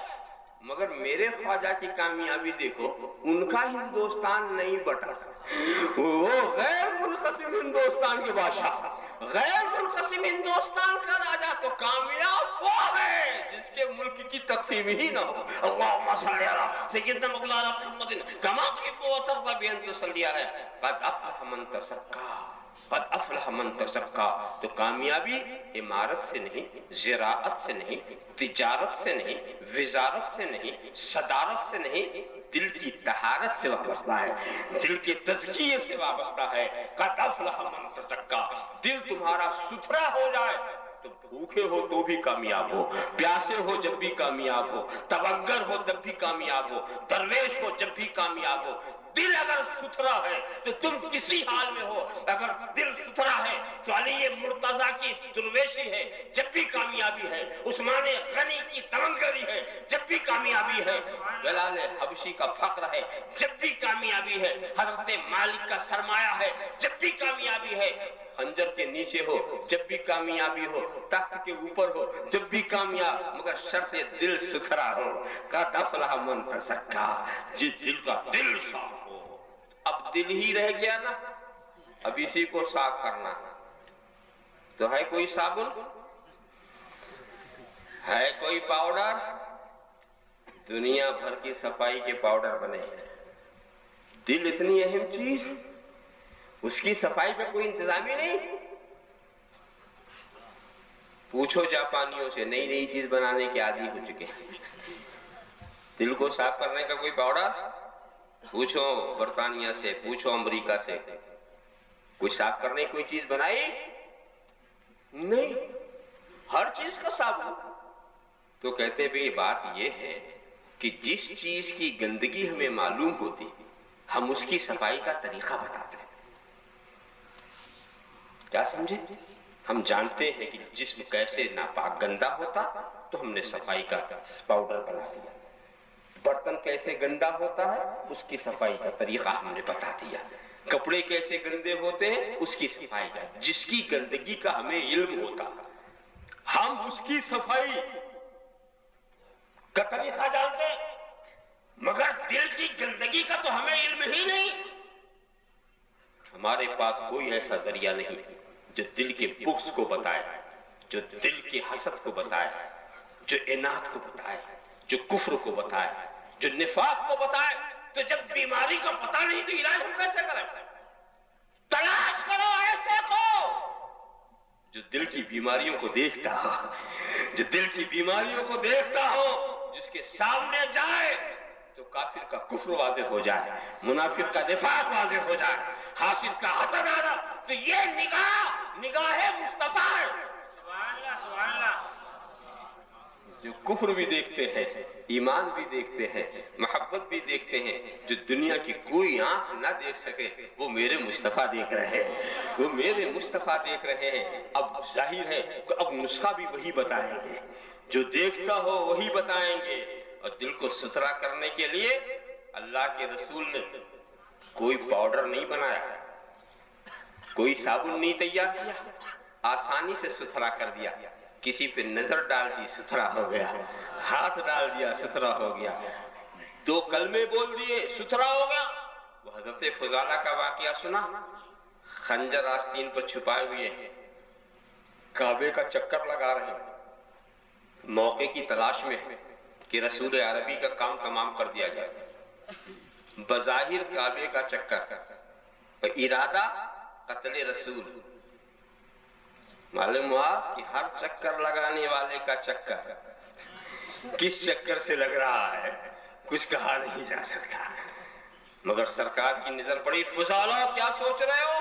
میں تو طواف کر رہا ہوں، اور قریب آئے، حکیم سے اپنا مرض چھپا رہے تھے، حکیم سے مرض چھپا رہے تھے، سرکار نے تو دیکھ لیا فضالہ کیا سوچ رہے ہو، پھر اس کے بعد قریب آئے، سینے پہ ہاتھ رکھ دیا، ایمان کی روشنی مل گئی، دل ستھرا ہو گیا، دل پاک ہو گیا، کلمہ شہادت سے مشرف ہوئے، اور جب پلٹے تو وہ عورت جس سے آشنائی تھی اس نے اپنی طرف جب مائل کرنا چاہا، کہا وہ فضالہ جو تیرے پاس آتا تھا وہ بیمار تھا، اب یہ صحت مند ہو گیا ہے، وہ فضالہ ختم ہو چکا ہے، اب یہ تو حکیم نے اسے صحت ہے۔ تو دل پہ دلدار کی ہر وقت نظر رہتی ہے، دل کے اوپر، دل کی کیفیتوں پر نظر، اور پھر فوراً اس کا علاج، فوراً علاج۔ یاد رکھو تو یہ رسول کی نظر ہے۔ ایک بات بتاؤ، دل کی صفائی کے لیے قرآنی نسخہ میں بتانا چاہتا ہوں، آپ کے حساب ہم دل کو صاف کر لیں گے، قرآن سے صاف کر لیں گے، حدیث سے صاف کر لیں گے، تو قرآن و حدیث سے آپ صاف کر لیں گے، قرآن سے بھی طہارت حاصل ہوگی، حدیث سے بھی ہم کو پاکی حاصل ہوگی، بات بڑی پکی، جیسے آپ یہ کہتے ہیں پانی سے پاکی حاصل کی جاتی ہے کہ نہیں؟ پانی اور صابن سے بھی پاکی حاصل کی جاتی ہے، تو صابن کا کام پاک کرنا، پانی کا کام پاک کرنا، ٹھیک ہے، قرآن کریم کا کام پاک کرنا، حدیث کا کام پاک کرنا، مگر ایک کام کرو، صابن کو پانی میں گھول دو، اس میں کپڑا ڈال دو، صبح سے شام تک پڑے رہو، دیکھتے کیسے پاک ہوتا، صاف ہو جائے گا۔ پانی ڈال دو، پانی کا کام بھی پاک کرنا، صابن کا بھی کام صاف کرنا، گندگی کو ختم کر دینا، ایسے کر کے ڈال دو، کیا گندگی ختم ہو گئی؟ نہیں، ضرورت ہے کہ اس کے ساتھ ساتھ ایک ہاتھ ہے جو اسے نچوڑے، جو اسے اس پر ضربے لگائے، جو اس کو موڑے، جو اس کو مسلے، تو ایک مسلنے والے ہاتھ کی بھی ضرورت ہے۔ پاکی تو ہمیں پانی ہی سے حاصل کرنا ہے، پاکی تو ہمیں صابن ہی سے حاصل کرنا ہے، مگر ایک ہاتھ کی بھی ضرورت ہے، اگر وہ ہاتھ نہیں رہا تو وہ گندگی ویسے ہی رہ جائے گی۔ تو دوستو، پاکی تو ہمیں قرآن ہی سے حاصل کرنا ہے، پاکی تو ہمیں حدیث ہی سے حاصل کرنا ہے، مگر ضرورت ہے گشت رسول کی، کہ ہم اپنے کو رسول کے حوالے کر دیں۔ جب رسول ہمیں نچوڑیں گے تو ہمیں پاک و صاف کر دیں گے، ہمیں نچوڑیں گے تو ہمیں ستھرا کر دیں گے۔ اسی لیے وَيُزَكِّيهِمْ، یہ میرا رسول ہے جو پاک کرتا ہے، وَيُزَكِّيهِمْ، یہ اللہ کا رسول ہے جو ستھرا کرتا ہے۔ یہ رسول کے ہاتھ میں اپنے کو حوالے کر دو، مگر کہیں آپ یہ سوچیں کہ رسول کا ہاتھ ہمیں کہاں ملے گا؟ یہ اس زمانے والوں کو تو ملا، سرکار کی نظر بھی ملی، سرکار کا چہرہ بھی دیکھا، ہاتھ بھی ملا، سرکار نے اپنا ہاتھ بھی رکھ دیا۔ آج رسول کا ہاتھ، ارے تم نہیں سمجھتے، تم نے رسول کے ہاتھ کو محدود کر دیا ہے۔ رسول کا ہاتھ گنبد خضرا میں محدود نہیں ہے، یہ خواجہ اجمیری رسول کا ہاتھ ہے، یہ غوث جیلانی رسول کا ہاتھ ہے، یہ شاہ عالم قطب عالم رسول کے ہاتھ ہے، یہ جتنے نائبین ہیں ان سب کا ہاتھ رسول کا ہاتھ ہے، ان سب کا ہاتھ جانشین رسول کا ہاتھ رسول کا ہاتھ ہے۔ ان کے حوالے تم ہو گئے تو رسول کے حوالے ہو گئے، ان کے ہو گئے تو رسول کے ہو گئے۔ تم چاہے اپنے کو چشتی کو ہو تب بھی رسول کے ہو، قادری کو ہو تب بھی رسول کے ہو، نقشبندی کو ہو تب بھی رسول کے ہو، ان کے حوالے اپنے کو کیا تو رسول کے حوالے ہو گئے۔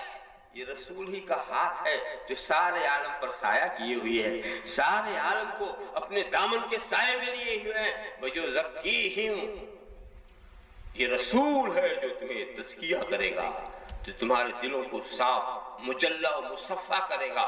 اور یہی تجربہ آپ دیکھیں کہ واقعی جو اللہ کے رسول سے قریب ہے وہ ایسا، جو جتنا قریب ہے اپنی صلاحیت استعداد کے مطابق وہ اتنے ہی پاک و صاف۔ ہر ایک کی طہارت الگ الگ جیسی ہے. قربت کا معاملہ، ہر ایک کی قربت، ان کی طہارت، ان کا تزکیہ تو میں سمجھا ہی نہیں سکتا جنہوں نے سرکار کے چہرے کو دیکھا. صحبت میں بیٹھے وہ ایسا پاک و صاف ہو گئے، ایسا پاک و صاف ہو گئے کہ اب کوئی کتنا ہی بڑا مجاہدہ کرنے والا، ریاضت کرنے والا کیوں نہ ہو، وہ ان کے درجے کے برابر نہیں ہو سکتا. کوئی غیر صحابی کسی بھی عمل سے صحابی کے درجے کو نہیں پہنچ سکتا.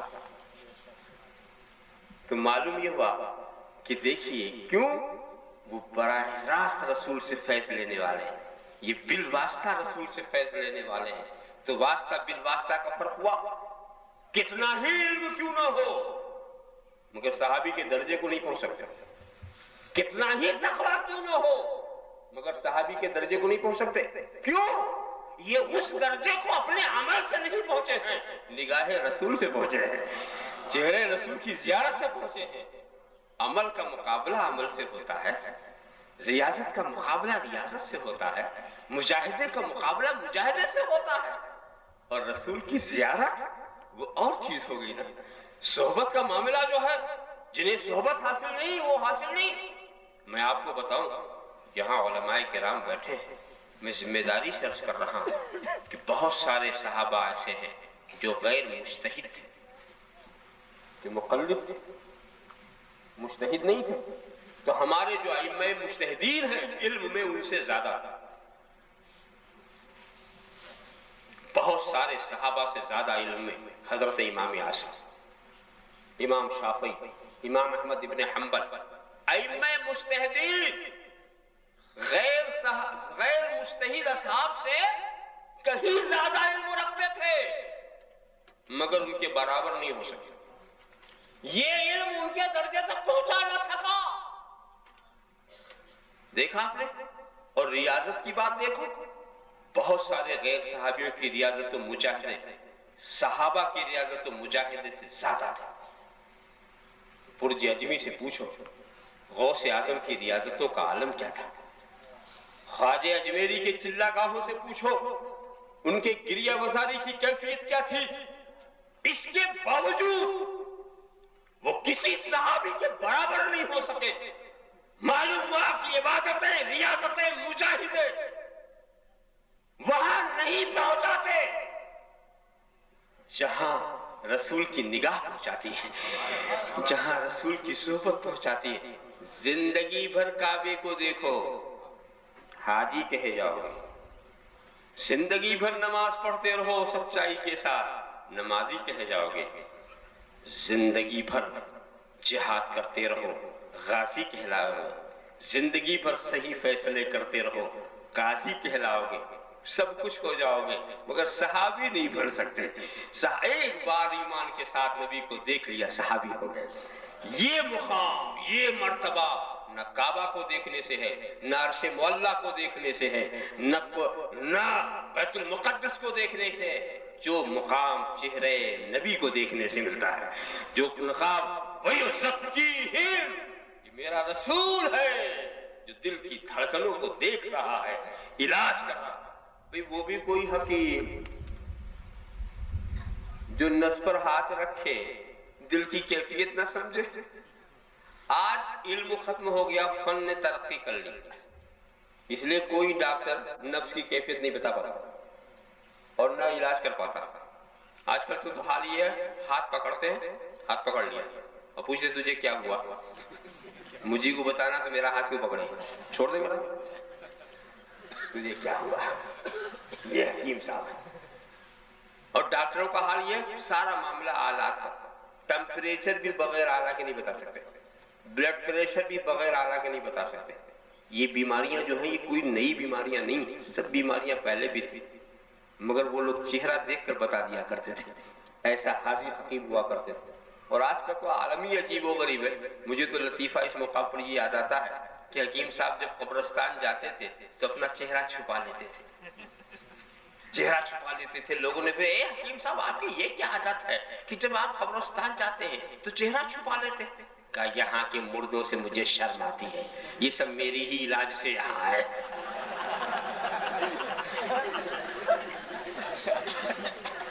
ایسا حکیم کیا علاج کرے گا؟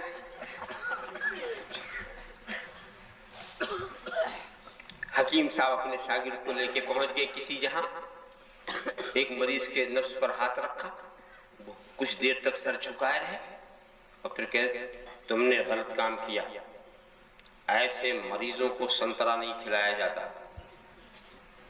لوگ حیران ہو گئے کہ 4 گھنٹے پہلے سنترا کھلایا تھا، حکیم صاحب نے غذا کا پتہ لگا لیا نفس کی آہٹ سے۔ بڑا قابل حکیم ہے، بڑا قابل حکیم ہے، اعتقاد پڑ گیا۔ شاگرد نے سوچا استاد نے ہمیں یہ فن نہیں سکھایا کہ نفس پکڑو غذا کا پتہ لگا لو۔ جب گھر پہنچے گا استاد یہ فن آپ نے ہمیں نہیں سکھایا۔ کہا رے بھئی یہ دوسرا فن تھا، جب میں گیا تو میری نظر اس کے چارپائی کے نیچے پڑ گئی تھی، وہاں سنترے کے چھلکے پڑے ہوئے تھے، میں نے سمجھ لیا اسی نے کھایا ہوگا، لگ گیا تیر نہیں تو تکا۔ انہوں نے سوچا کہ اب تو مریض کو بعد میں دیکھنا، چارپائی کے نیچے پہلے دیکھنا تاکہ اپنی نباتی کا روح جمایا جا سکے۔ اور جب یہ تنہا کسی مریض کو دیکھنے کے لیے گئے، چارپائی کے نیچے آٹا پیسنے والی چکی رکھی ہوئی تھی۔ اب انہوں نے بھی سر جھکایا کچھ دیر، کہا تم نے بڑی غلطی کی، ایسے مریضوں کو پتھر نہیں کھلاتے۔ اب انہوں نے سمجھا جو چرپائی کے نیچے اسے کھانا ضروری ہے۔ ایسے لوگ کیا علاج کر سکیں گے؟ علاج وہی کرے گا جو چہرہ دیکھے، دل کی دھڑکن شمار کر لے۔ معالج وہی جو دل کی گندگیوں کو سمجھے، وہ دل کی طہارت کا نسخہ، دل کی گندگیوں کو سمجھنا یہ نگاہ مصطفیٰ کا کام ہے، اور دل کو پاک و صاف کرنا یہ دست محمدی کا کام ہے۔ اللہم صلی علی سیدنا مولانا محمد وعلی سیدنا مولانا محمد کما تحب و ترضى بأن تصلی علیہ۔ قد افلح من تزکا وذکر اسم ربہ فصلی۔ یقیناً وہ کامیاب ہو گیا جس نے اپنے کو ستھرا کر لیا اور اس نے اپنے رب کا ذکر کیا اور نماز پڑھتا رہا۔ وآخر دعوانا ان الحمد للہ۔